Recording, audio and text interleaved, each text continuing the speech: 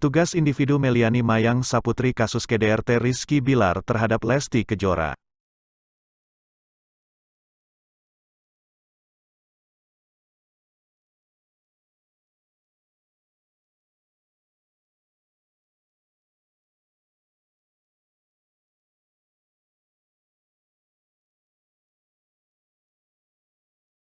Konflik yang terjadi di antara individu membawa suatu konsekuensi positif dan negatif. Konflik positif dikenal sebagai konflik fungsional dan konflik negatif dikenal sebagai konflik disfungsional. Tipe-tipe konflik. 1. Konflik interpersonal. 2. Konflik intrapersonal. 3. Konflik intragrup. Konflik antar individu itu menjadi salah satu jenis konflik sosial yang kerap kali ditemukan dalam kehidupan sehari-hari. Perselisihan tersebut timbul dengan adanya berbagai faktor serta sulit untuk dihindari. Secara umum konflik sendiri adalah sebuah perselisihan ataupun adanya perbedaan pandangan ketika berinteraksi yang mana semua pihak itu sedang berkonflik serta mereka mempunyai tujuan yang berbeda dalam waktu yang bersamaan. Penyebab terjadinya konflik individu adalah adanya perbedaan cara pandang, perbedaan pendapat, atau perbedaan pemikiran yang berkaitan dengan interaksi. Seperti kasus Rizky Bilar dan Lesti Kejora beberapa pekan sebelumnya. Tudingan kekerasan dalam rumah tangga KDRT yang dilancarkan Rizky Bilar terhadap istrinya Lesti Kejora menghebohkan publik. Kasus-kasus besar dengan cepat ditutup-tutupi di berbagai platform media sosial atau ada penyebab masalah yang cepat. Kekerasan dalam rumah tangga seperti yang diklaim Lesti sebagai korban, kerap dialami oleh para korban. Dia melaporkannya ke polisi karena tidak bisa lagi menyembunyikannya. Sebelum melajukan kasus ini, apakah kalian tahu apa itu KDRT? Arti KDRT dalam pasalnya dalam Undang-Undang Nomor 23 Tahun 2004 tentang penghapusan kekerasan dalam rumah tangga dijelaskan definisi dan kekerasan dalam rumah tangga atau KDRT adalah setiap tindakan pada seseorang terutama perempuan yang berakibat munculnya kesengsaraan atau penderitaan secara fisik, psikologis, seksual dan penelantaran rumah tangga termasuk ancaman untuk melakukan tindakan pemaksaan perbuatan atau perampasan kemerdekaan secara melawan hukum dalam lingkup rumah tangga. Undang-Undang Nomor 23 Tahun 2004 juga memuat sanksi pidana bagi pelaku KDRT yang terbagi dalam kategori kekerasan fisik, kekerasan seksual, dan penelantaran rumah tangga.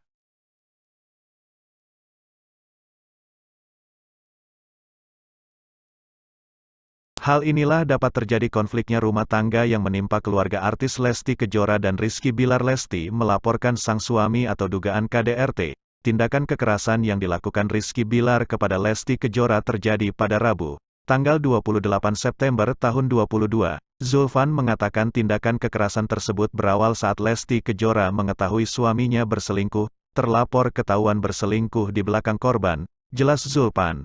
Kedua lalu terlihat cekcok pada pukul 1.51 waktu Indonesia Barat. Lesti lalu dicekik hingga dibanting ke kasur oleh Rizky Bilar.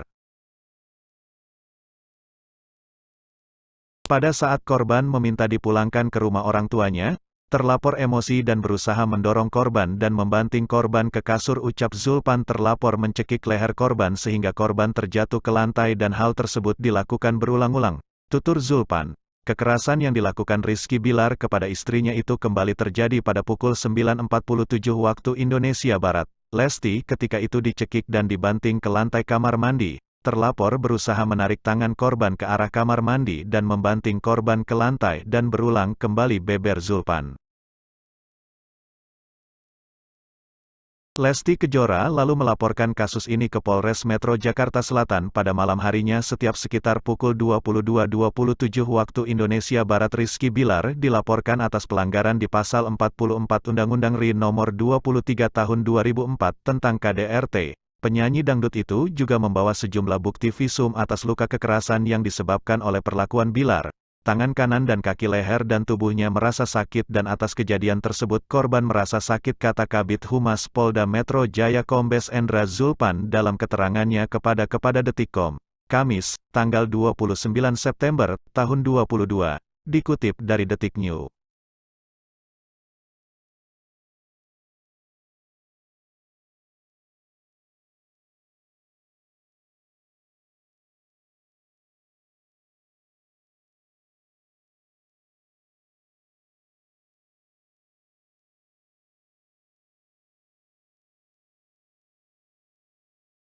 Inti kasus kekerasan KDRT yang dilakukan Rizky Bilar terhadap Lesti Kejora akibat perselingkuhan yang dilakukan oleh sang suami.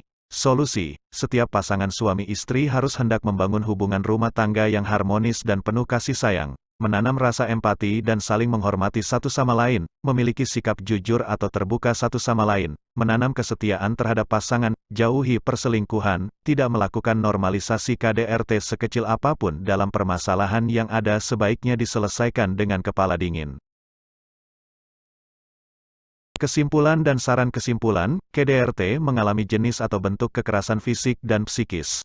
Latar belakang terjadinya kekerasan dalam rumah tangga pada korban diakibatkan adanya pertengkaran secara berulang yang kemudian menimbulkan kekerasan antara lain fisik, pemukulan, pencekikan leher dan penamparan.